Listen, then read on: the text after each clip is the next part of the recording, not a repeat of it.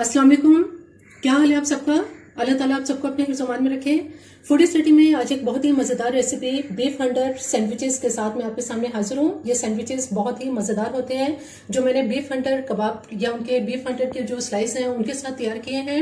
चूँकि बीफ में आयरन की मिकदार जो है वो बहुत ज़्यादा होती है, ये बच्चों और बड़ों दोनों के लिए बहुत ही यूजफुल है। इससे पहले कि इनके इंग्रेडिएंट्स क्या है, मेरे चैनल को अगर आपने सब्सक्राइब नहीं किया तो मेरे चैनल को जरूर सब्सक्राइब कीजिए, लाइक कीजिए और शेयर कीजिए। आइए चलते हैं बीफ हंटर सैंडविचेस के इंग्रेडिएंट्स की तरफ।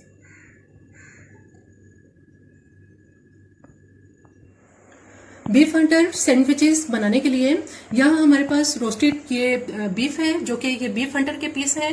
बीफ हंटर की जो रेसिपी है ये मैं इसको तैयार कर चुकी हूँ और मेरे चैनल पर आप इसको मेरे चैनल पेज पर भी देख सकते हैं। डिस्क्रिप्शन में आपको इसका लिंक मिल जाएगा, वहां से आप इसको वीडियो देख सकते हैं। इसके अलावा यहाँ हमारे पास कुछ ब्रेड के ये स्लाइसेस हैं। ये नमकीन डबल रोटी है जो कि मैंने इसके चौकोर बड़े स्लाइस लिए हैं।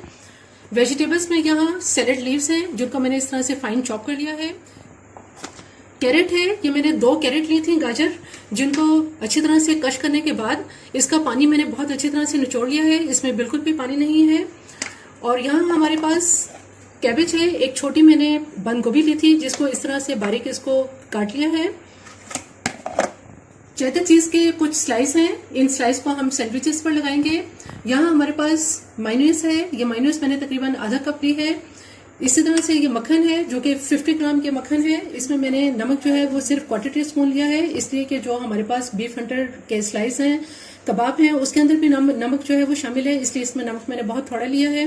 इसमें 1/2 टीस्पून हम ब्लैक पेपर का इस्तेमाल करेंगे। 1 टीस्पून इसके अंदर व्हाइट पेपर पाउडर है और 1 टेबल स्पून जो है ये ब्राउन शुगर है जिसको मैंने ग्राइंड कर लिया है।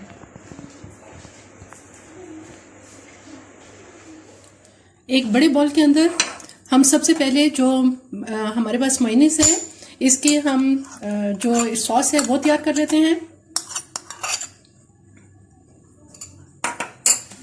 जो स्पाइसेस हमारे पास हैं ये सारे स्पाइसेस इसमें डाल देंगे।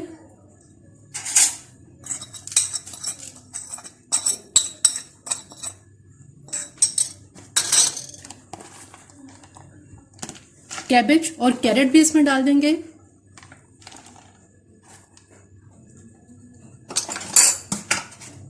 कैबेज और कैरेट को मैंने बिल्कुल भी ब्लांच नहीं किया है क्योंकि ये कश हुई हुई है, इस वजह से इसको ब्लांच करने की जरूरत नहीं है। अब बहुत अच्छी तरह से इनको मिक्स कर लेते हैं।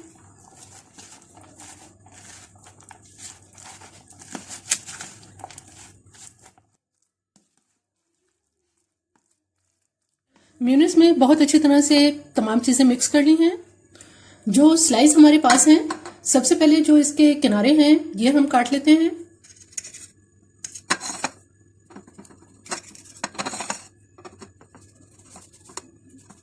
डबल रोटी के किनारे कभी भी ज़ाया नहीं होते, आप इनको ब्रेड क्रम्स के लिए इस्तेमाल कर सकते हैं। डबल रोटी के जो किनारे हैं ये काट लिए हैं। अब इनको हम थोड़ा सा हल्का सा ऑयल लगा के इसको फ्राई कर लेते हैं।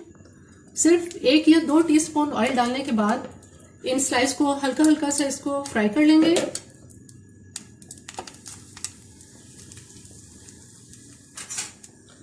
स्लाइस के ऊपर बहुत लाइट सा इसमें कलर आ गया है। बहुत हल्का सा इसको सेकेंगे, ज्यादा इसको डार्क नहीं करेंगे।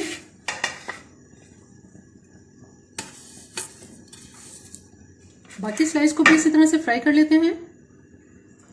स्लाइस को बहुत हल्का सा फ्राई करने के बाद जो मक्खन हमारे पास है हल्का हल्का सा मक्खन इस पर लगाएंगे।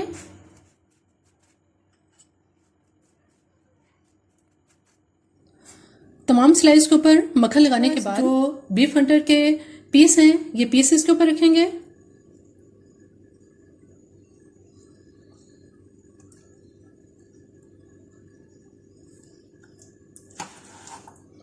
और जो सैलेड हमने तैयार की है ये सैलेड इस पर लगाएंगे। कोई सी भी चेडर चीज या जो भी आपको चीज के स्लाइस पसंद है वो आप मोज़रेला भी लगा सकते हैं। मैंने इसमें चेडर चीज इस्तेमाल की है। और थोड़ा सा इसके ऊपर जो सैलेड लीफ है हमारे पास जो मैंने चॉप किए हैं ये इसके ऊपर लगाएंगे और दूसरे स्लाइस के साथ इसको कवर कर देंगे। दोनों हमने ये सैंडविच तैयार कर लिए हैं। बीफ हंटर सैंडविचेस बिल्कुल तैयार हैं। जायके के लिहाज से ये बहुत ही मुनफरिद और बहुत ही लजीज ये सैंडविचेस तैयार होते हैं। आप बच्चों के बर्थडे पर और पार्टीज में भी इन सैंडविचेस को तैयार कर सकते हैं। बच्चों को लंच बॉक्स में भी दे सकते हैं।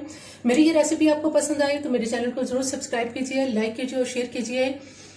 सब्सक्राइब के साथ बेल आइकॉन को जरूर प्रेस करें, ऑल के ऑप्शन पे क्लिक करें ताकि हर आने वाली वीडियो का नोटिफिकेशन आपको मिल सके।